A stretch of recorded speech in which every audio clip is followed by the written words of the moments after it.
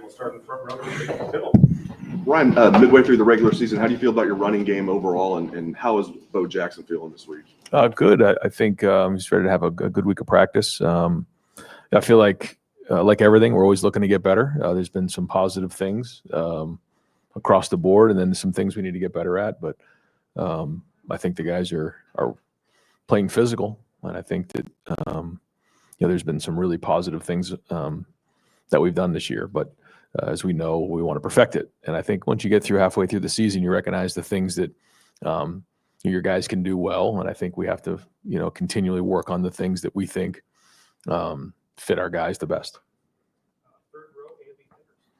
Yeah, and obviously some of the lean on the run game, and we asked you about it a little bit after the game, was with the short fields and wanting to finish off those drives. But when you're in a game where you're averaging less than 3 yards per carry, is there something about wanting to get the run game established now for when you need it down the stretch of the season, even if it's, going through some growing pains? No, for sure. But I think when you look at, how many runs were inside the 10-yard line and, how many short yardage runs there were, I think overall efficiency was pretty good. But, when you get into those types of situations, if it's 3rd and 2 and you make 3, it's pretty good. So I think that's more important. Look at the efficiency. We always want to be explosive. And yes, it's very important that we continue to get better because we know we need the running game down the road. Ryan, the punting situation so far this year, how do you feel like you guys have done in that area of the game? Have you considered getting the Clardy in there at all? We've got him in there once before. We haven't punted a whole bunch. I think the sample size is probably a mixed bag right now. We need to continually look at it and evaluate it and make sure that we're doing what's best. But Joey will be our punter right now, and we work at it a lot. We'll work at it. It'll be the first thing we do on Tuesday, and I think we have the right guys in the game. We always take a look at that in terms of the protection and guys covering. So I think it's been solid, but I know we can do better. Coach, traditionally a tough place to go, Madison, with the fan base and everything. They're struggling a bit. What jumps out when you look at this football team? Well, they play hard. They're well coached. I think maybe the easy thing to do is to look at their record or look at maybe what happened last week and think that, otherwise, but that's not the case. And this is a team that, is has good players and is playing very hard. So, we have to have a great week of practice, and you hear me say it all the time. We got to focus on us and our process, but knowing that when you turn on the film, I mean, last year they're playing LSU, this year they're playing Alabama. I mean, they're playing really good teams, and they've been right there with a bunch of them. So on the road, difficult environment, another big challenge for us. And I think it's important for us to recognize that this will be our third game on the road in 4 games. Like, this is a big, focus for us, this 4-week window. And we want to make sure we finish this thing strong, because I felt like going in, we'd have an idea of what type of team we had.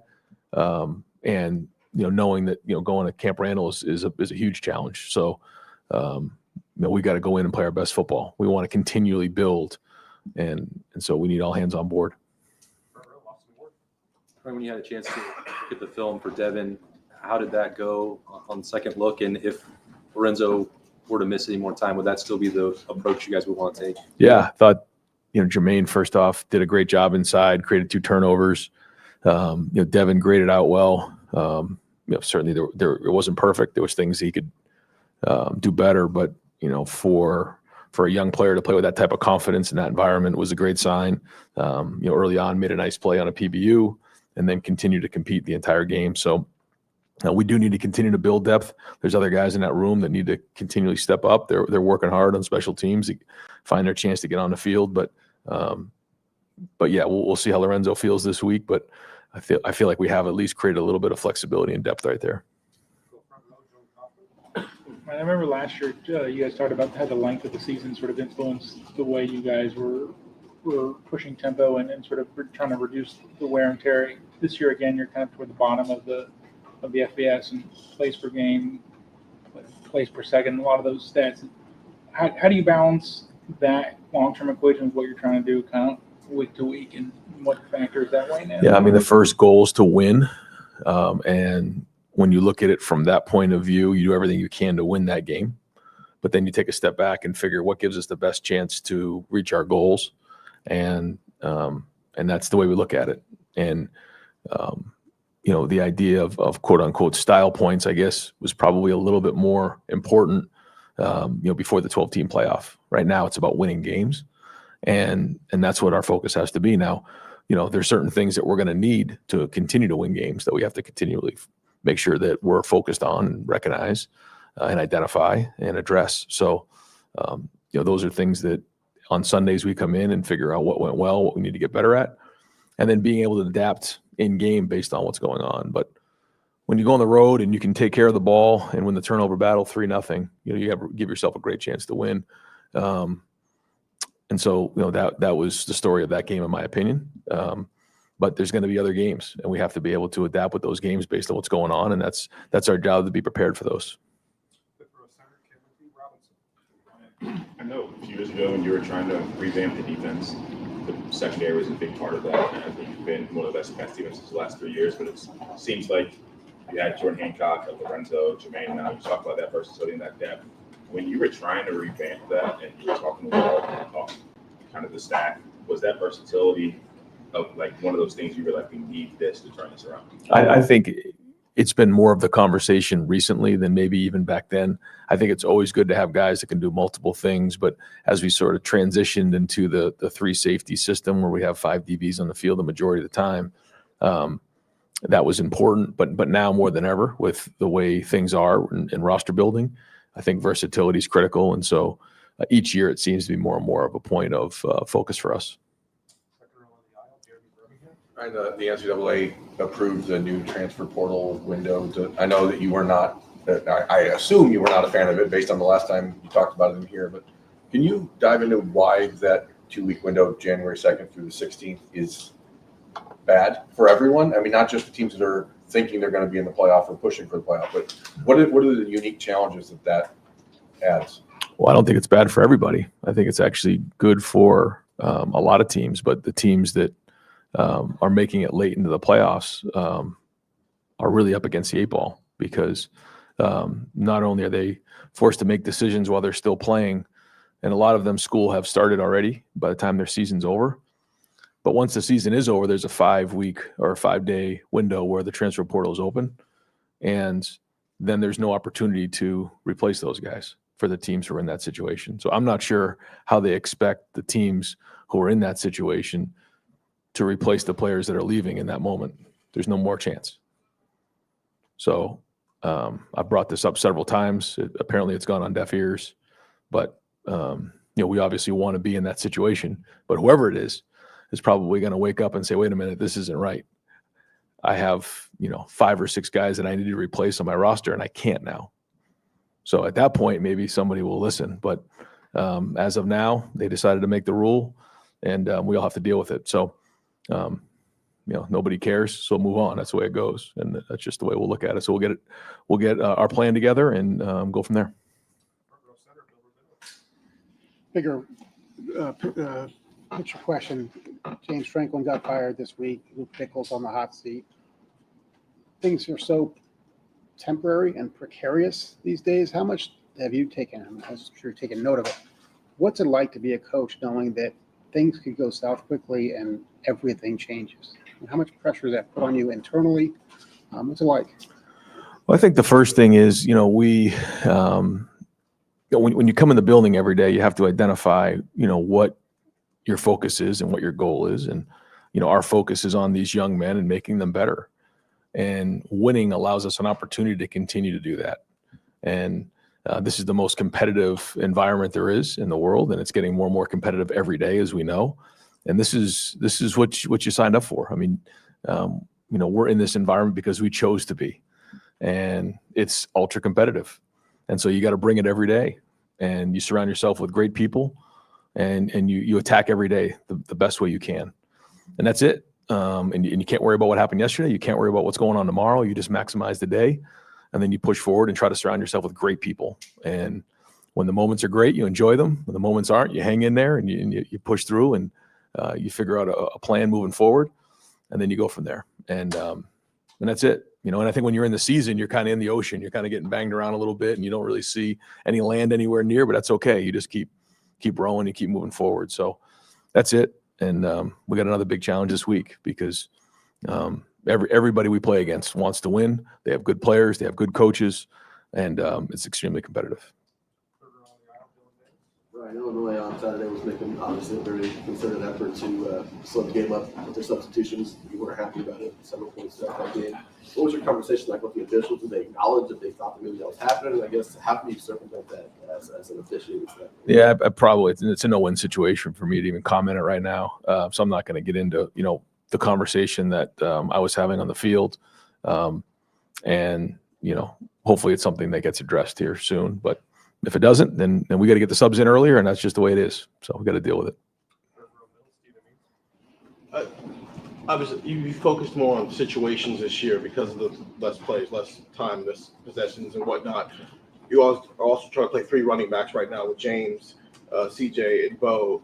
And obviously, it worked last year playing multiple running backs, getting those guys to the finish line. But in specific situations, could you just kind of break down what each of those running backs gives to you that would make them right for, say a 3rd and 1 situation versus a 2nd and 2? They're trying to figure out which running back is best for those specific situations. Well, I think we all want them to have versatility, because if you're just putting people in to do specific jobs, then you know what happens, right? The defense says, okay, he's only doing this. So we don't want to do that at any position. And so we want them to be able to do all things. We want them to be able to run. We want them to be able to run upfield, short yardage, red zone, protect, run routes, because once you become a one-trick pony, okay, when he's in the game, it's pass. When he's in the game, it's run. It's between the tackles. It's perimeter. It's those types of things. And so certainly, you can look at each guy and probably recognize their strengths and weaknesses, but we're always trying to, put them in a position to,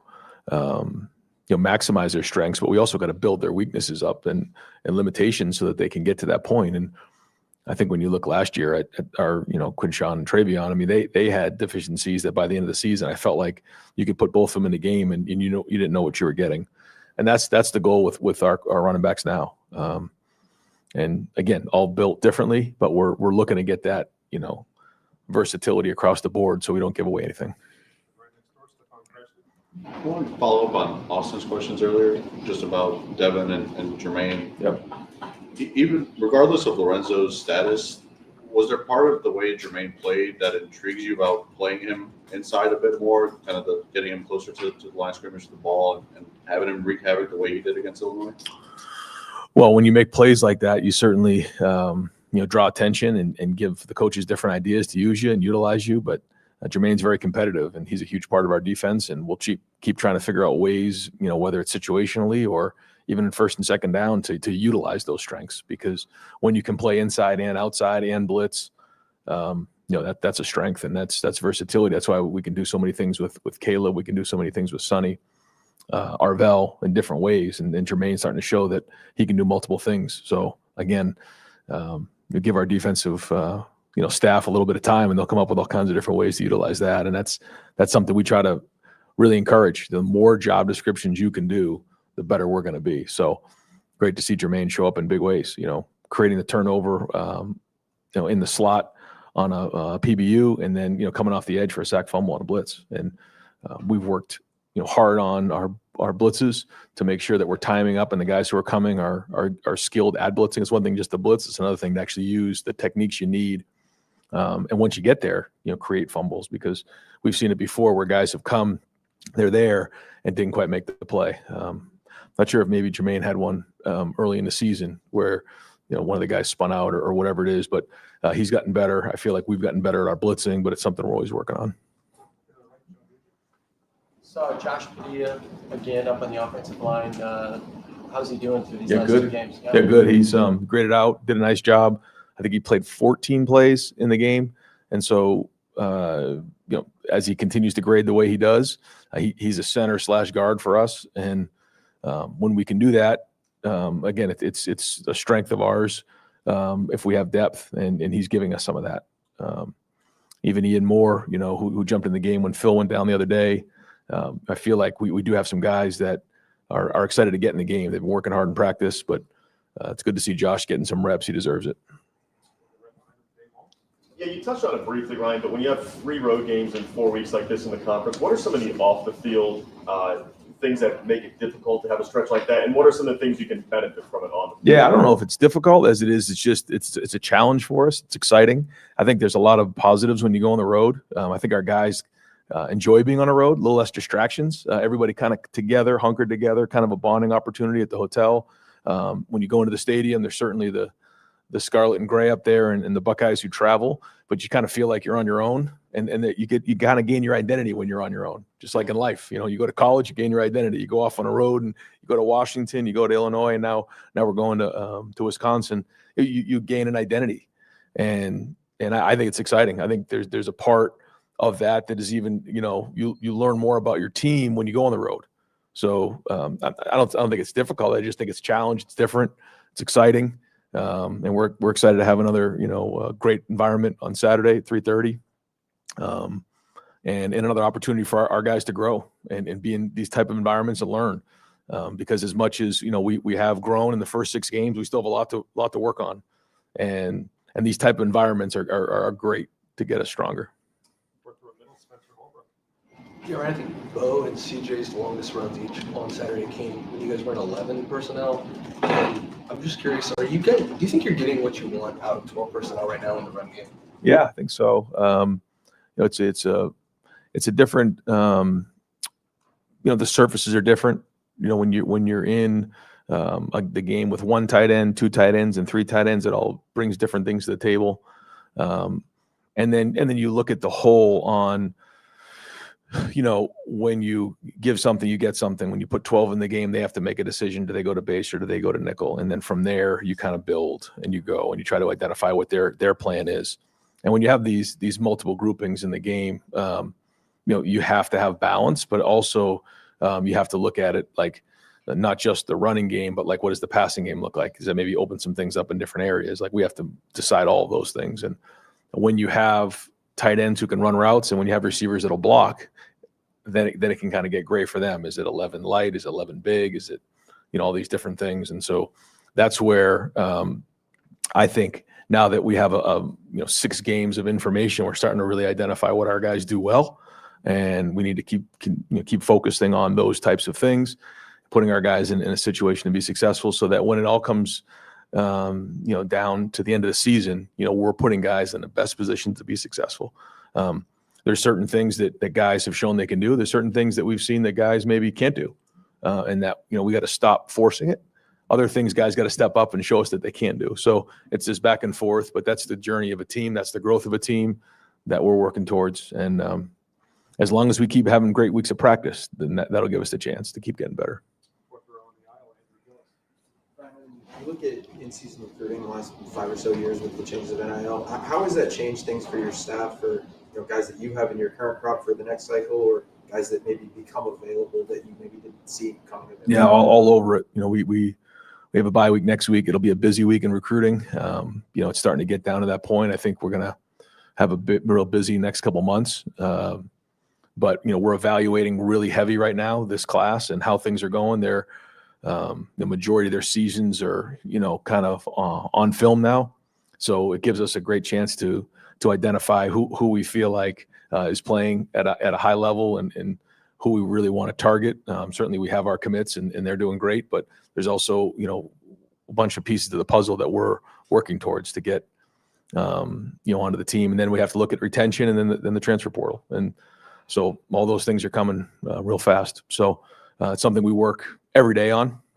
We make calls on Monday nights. We meet on Thursday. We make calls on Wednesday nights. The coaches are making calls every single day, but we try to do them as a group, and then meet on it on Thursday. Go through everybody on the board, and then obviously on bye weeks we're on the road trying to see in person how things are going. Get our eyes on the situation. Get ourselves in the school. Get ourselves at games. All of those things to help with the evaluation, because I think now more than ever, evaluations are critical. Like more than ever. It was important before, but if you brought somebody on your team in the past and maybe it didn't quite work, they moved on. Well, now it's going to cost you a lot of money if you make a mistake. That's just the truth of it all. So I think evaluations are as important now as they've ever been. So we got to do a great job. Ryan, you touched on this a little bit, but as far as Bill's question about just coaching and all those pressures, did you have a reaction finding out that James Franklin was fired mid-season like that? Well, yeah. To be honest, yeah.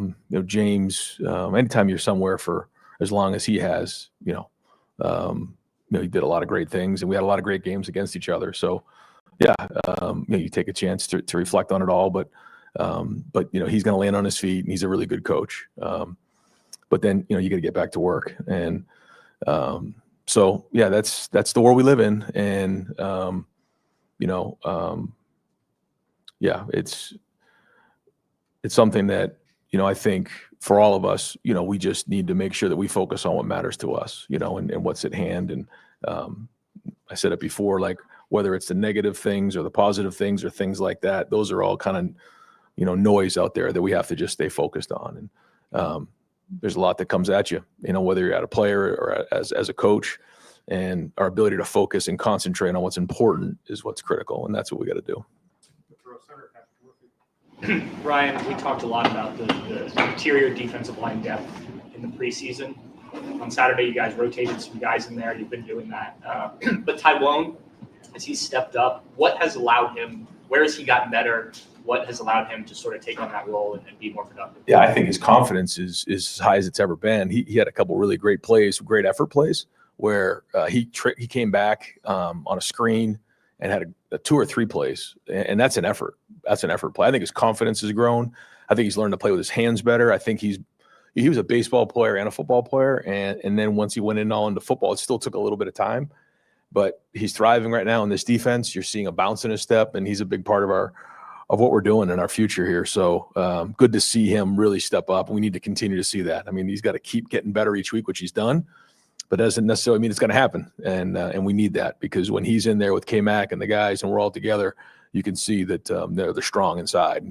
And on defense, we got to be built from the inside out. Ryan, when you watch your team and then look at it statistically, for instance, on offense, you guys don't have a ton of explosive plays, but on defense, you don't give up any explosive plays. And then on offense, you're efficient and successful. You're good on third down. And on defense, your defense is second in the country in stopping people on third down. So it feels like offensively you feel good about we can be efficient, move the ball down the field, and we're going to challenge opposing offenses to do the same. Can you do that? Is that connected on purpose? Is that coincidental? That's how it played out that way? Because it seems like it's kind of two sides of the same coin. Well, I think you have to look at how other teams are playing us as well. So I think that goes hand in hand. So to answer your question, yes. But also, if a team is going to start playing more man and putting a single safety up there and, challenging us more, you probably would see more explosive plays. If a team is going to say, listen, we're going to, I've heard coaches say in their press conference, we're going to keep it all in front and make you take the short stuff and work the ball all the way down the field. And if that's their plan, that's their plan. And we have to be willing to do that and not let our pride and ego get in the way. And that's why I keep going back to the selfishness. It's very easy because of how some teams will play us to say, I'm not getting enough touches. I'm not getting enough explosive plays, those types of things. Minnesota challenged us some more and we were able to create some explosive plays in that game. Now, the question is, when we do get those defenses, are we able to build explosive plays into it? That's where the challenge is. And so we'll always work to do that.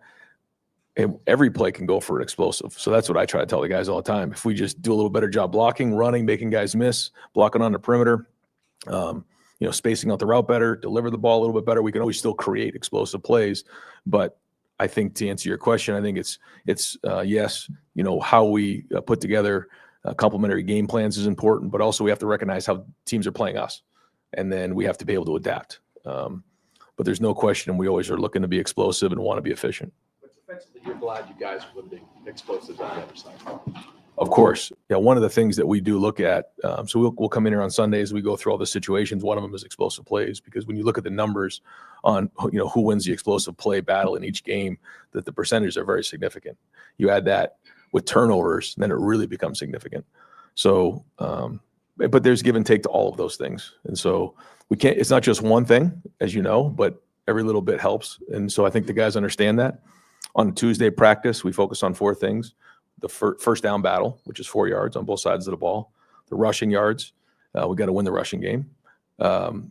Turnovers, and then X plays. And that's a Tuesday. So those guys can all tell you that when we get out there and practice today.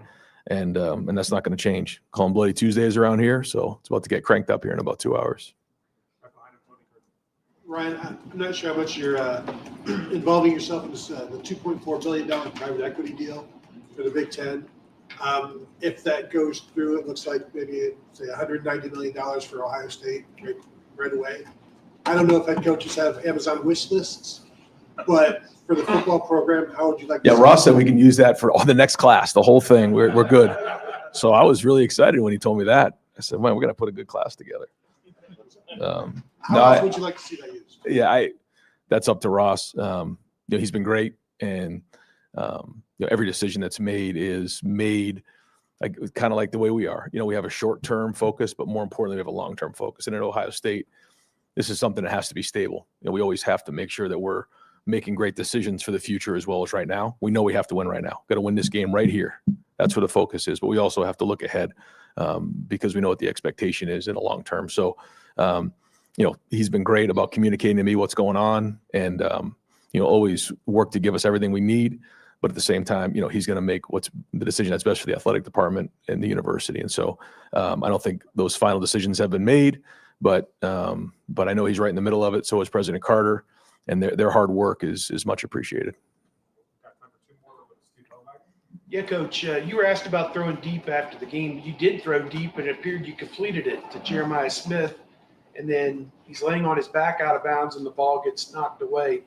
I don't know if this is a rule issue or an interpretation issue, but is that too stringent of a standard when he's got 2 feet down in bounds and complete control of the ball, and then a second half later, something happens? Did the Big Ten clarify that at all for you? Well, just, some of those decisions, I think we all could agree could you make an argument either way. And, so we do everything we can to try to get those calls. Some go your way, some don't. But that's why I've just had the mentality, leave no doubt. Let's not leave it up to one call. Let's not leave it up to somebody saying either it is or it isn't. And so, nobody can get more frustrated than I can. But, at the end of the day, when those situations, they'll just say, well, we're not going to get that call. And so we have to figure out a way to win without it. And that's it, because it doesn't do us any good to, complain about it or anything like that, other than just to make sure that, the league knows that, we're watching and that, we expect to be, the refs to be fair and that's it. So as long as that's the case, then we're good. And we're just going to focus on us. Hey, real quick, Portal, where does this January window leave a kid like Atkinson, who went through spring football at North Carolina, decides that's not for me and wants out? Unless he's a graduate, is he stuck at North Carolina, or what's the story on that? Yeah, I mean, can they enforce that? That doesn't seem to me like that would hold up. Right. I think there's still a lot to be worked through for sure. Yeah. It's something that I know the decision's been made, but like anything else, there's going to be a ripple effect and unintended consequences that we're all going to have to work through. And but that's something we're used to. So we just got to keep pushing forward. That's it. Yeah. Thanks, Mike. Compound question. Number one, or first part of it, what would be the ideal time for a transfer portal now that you've studied things, et cetera, or do you have that in mind? And number two, last week you emphasized, hey, this defense is playing really well, but some turnovers, forces of turnovers are really helping. Boom, you got it. What are you emphasizing this week? Well, it's everything. Whether it's special teams, punt return, kickoff return. I thought we had a nice kickoff return. It got us up to the 35-yard line. It's like you just keep swinging and fighting and cracking at the rock, and eventually it will crack. Or swinging at the rock, and eventually it'll crack. And that's it in all areas. So there's some things that we've seen that we have to continue to improve on. We talked last week. We hadn't got a bunch of turnovers, but we focused on it. We emphasized it, and all of a sudden it popped up. So that's got to be us moving forward. But there's a lot of other areas. As you know what they are. I won't get into them right now, but that's it, and that's the game. So and again, that's the only thing we can do is get back to work. In terms of the portal, yeah, I just felt like it needed to be after the season was over, wherever that is. And there's great conversation in the Big Ten head coaches about some teams are on quarters, some teams are on semesters, some schools graduate sooner than others, and so there was a lot of great discussion on where that window should be, a lot of give and take. But that was the big thing for me, is that the season has to be over, and then at least we can make decisions from there. Again, I won't get into all the details now. We got to worry about Wisconsin, and so maybe there's this conversation for another day. But I do have pretty strong feelings about it. Yeah, thanks. Yep.